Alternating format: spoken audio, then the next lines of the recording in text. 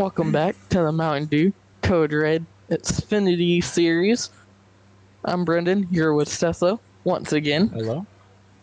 and we're at Las Vegas, but we're at a weird Las Vegas because this Las Vegas is a plate track. More Yes. plate racing. It's getting a little too much for the soul, if you're asking me.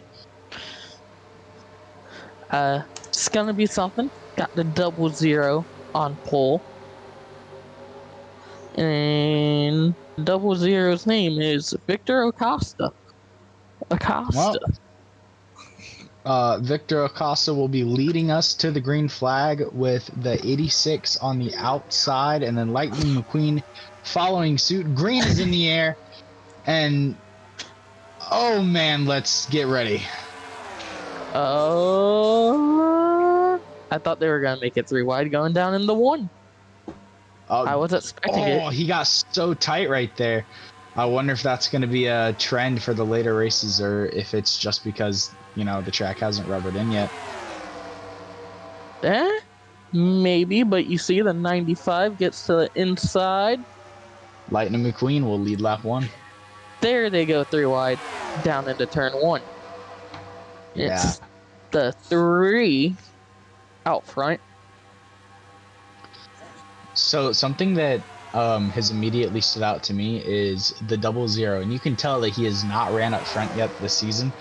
He didn't know what lane to block. He didn't know where to go. It's kind of like he just let it get to him, and he couldn't even hold it off for a lap. And first 2 races being Daytona and Auto Club, that really does some stuff to people. Could either make a season or break a season. Yes, it's early on, but oh well. And it does play a factor into the season, but I think we have more than enough time for any of these drivers, especially the 14 running P last right now, to really rebound on this year. Oh yeah, this is only the 3rd race of the season, but you see the 10 of J Scarbrough going to the lead. He just looks so tight off of these corners, man. It's just when they're one lane out front, they just start plowing. And I wonder if it's the clean air. Maybe there's something with the setup in these cars that doesn't let clean air work like it should. But hey, that means better racing. Well, I was thinking of that for a minute, but normally with clean air, the 18 our Daytona 500, our season opening winner, taking the point, and immediately he couldn't hold the bottom. So, I was thinking the clean air for a minute, but when have we ever seen clean air hinder a car? Who knows with these cars? That's a fair point. New package, go crazy. New package, look at Taylor Jarrell on the bottom. Feeling a little proud right now. He has no correlation. Look at the 00. I mean, he's right back there. It's crazy. The 00 back to leading. I'm kind of confused, and already I'm kind of impressed with this 00 on his ability. Never mind. I was going to say on his ability to work through the traffic and to get back to the bottom and be able to take the lead from the number 1 Jarrell, just to be able to get back. And now our Daytona pole sitter will lead a lap at Vegas. So right now it's very early. We're probably about 10 laps into this race. Dude, we're 10 laps into this race. It's anybody's race right now. And I hate to say it, but I'm all for it. Oh yeah, no. So far, I mean, we've been 3 wide through most of the field since lap 2. And look at that. The 52 is up here. He was a standout at Daytona. And he had a moment at Vegas. And I like the fact that we already have season-long stories developing. You know, I've noticed the 31 was up front at the beginning. He's somewhere now. He's in the back now. You know, the 52 leading right now. He's not going to because he's in the middle. But I mean, you're getting these season-long stories so early. I mean, I think we're going to be talking about this, you know, into the championship race, you know? Oh, probably. And that means it's good for the driver, name getting out there and stuff. Maybe a cup team's looking down and it's like, hey, that dude's good. I'm gonna sign him. Oh, it's just off of these corners, I'm just so confused, like how bad it's plowing. And you know, with the length of these races, it's not, unless we go somewhere super duper abrasive like in old Atlanta, you know, Auto Club again, there's no real point to make a pit stop. So these guys have to manage as the 9 of Dylan Thomas gets to the front. You know, we kind of gotta just, the drivers have to drive around, and that is a lot harder than a lot of people think. You know, to drive around a car that just wants to, you know, turn right, it's really hard. Yeah, and maybe it's, I don't want to say it's the way the team set up the car, because why would they set it up that tight, especially this early on? But it's just one of those things that they don't like running the bottom off the turns for some reason. They just want to go right up. And I feel like it's more them being used to running by themselves. And it's like, hey, if I'm clear, I'm just going to go up to the wall. Oh, the 20, the 32, the 66, and I think the 98 and 86 got some of it. That is huge. that's what this type of racing would do, though. Just come out of nowhere.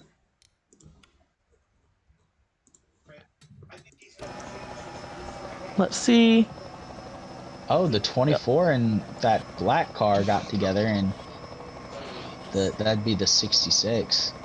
Oh man, that that's And just a those, product of this racing. let's see. It looks like the 66 kind of pinches the 20. Yeah, the 66 comes down, then the 24 has to go down. The 20 is just layer. Just Nothing he could passenger. really We can do. go on. Yeah, as we go on board with the 24 here to see like really what happened with Jack Seacrest.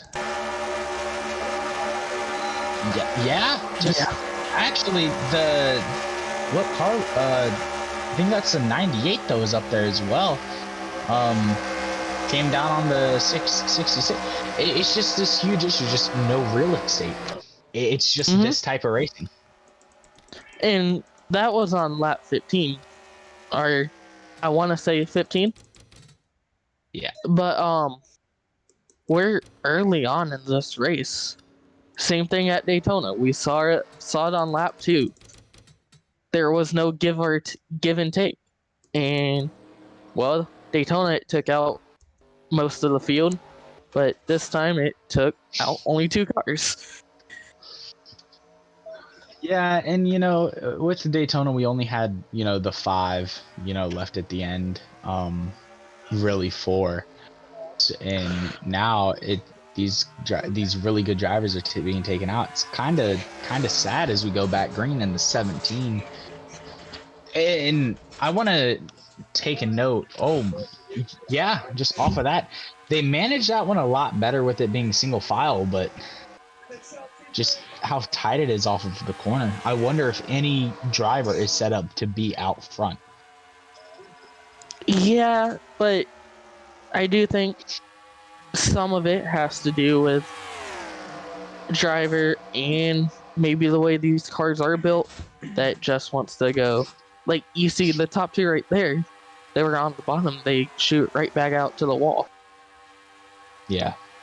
And you saying that, they're set up like this, it kind of makes me wonder if they're like, if it's like undrivably loose, in the middle of the corner.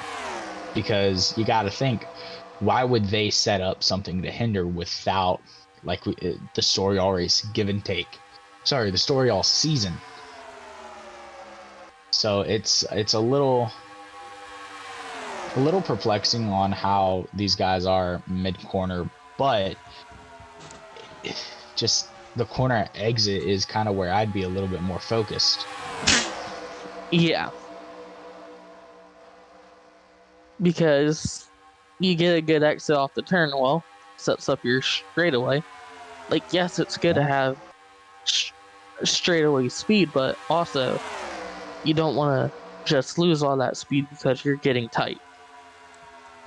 Yeah. And, I think that this is really a really good learning experience. We're barely... Oh, this is bad. I don't like this. That was close. They're talented for that. That was... And something I just saw with the 35 and the 39 is they're able to shuffle these cars up. They're able to lift the back tires a little bit, loosen the guy up. So it's kind of making me wonder if it's the loose that's making them shoot straight up. Because if it's tight, you're going to be tight all throughout the corner. And obviously these guys aren't. So maybe we're just stupid loose off the corner to make them rock up so bad. And let's see off of 2 next time if this 12 is able to clear the 18. Just maybe even being close to him. Yeah, just being close to him shoves him up the track. So maybe it's not driver error, but people from behind.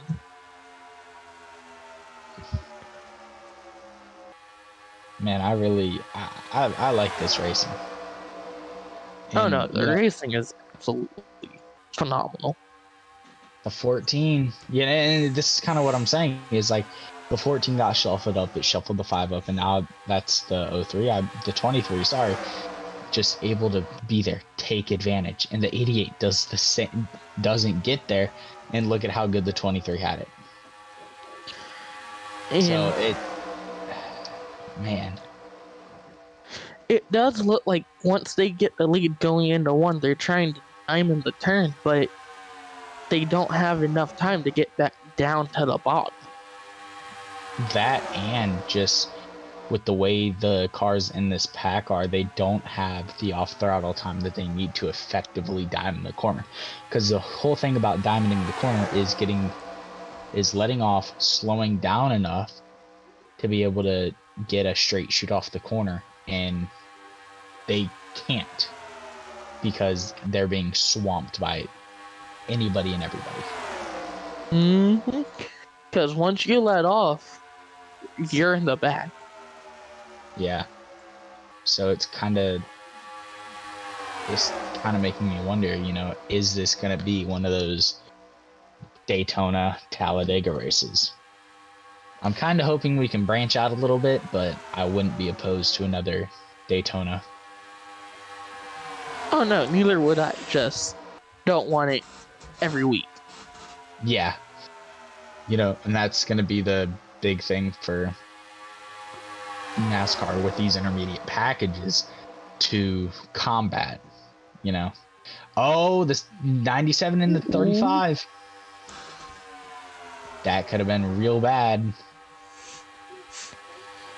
And for them being able to keep it 3 wide for 29 straight laps, it's impressive. Yeah, and something else I want to point out here is the 00 and the 95 are back up, into the, I want to say the lead because of how close they are. And the 95 actually in it, and the 00 is right there, third car back, third in the top lane.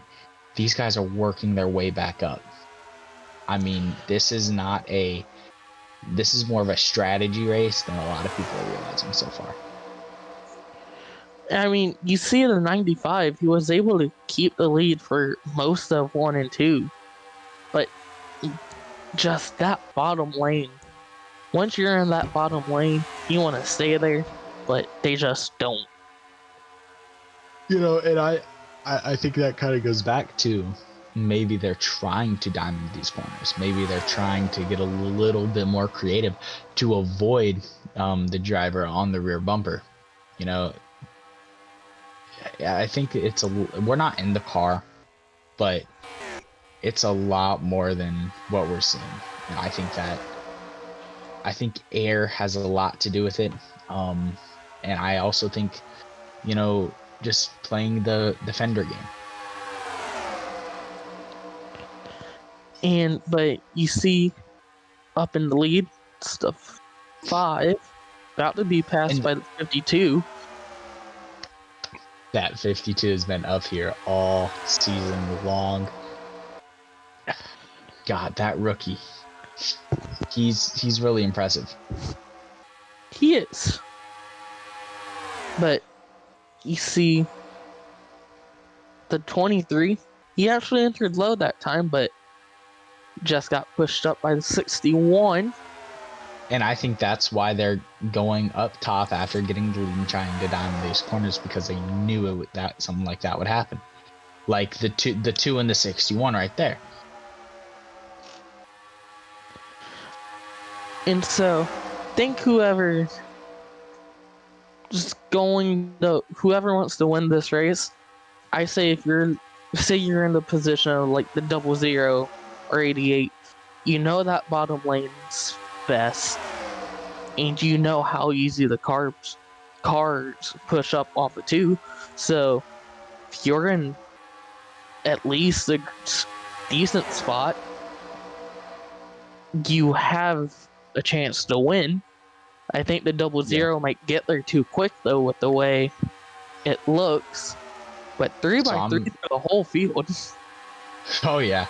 And if we're gonna start talking about the win with only 5 laps remaining, I'm gonna be oh my god. Oh, they all say they're tracking it. What happened here? Jonathan Jurgensmeyer. Oh, the 17 comes up and that could have been Jonathan out. Bad. A lot worse. A lot bad. Yeah. I mean, good on him for keeping his foot in it, but golly. Keep your foot in it. Yeah. So, and anyways, back to the win. Now, if I'm on the last lap, I want to be in the position of the 1 or the 68. Kind of like you were saying.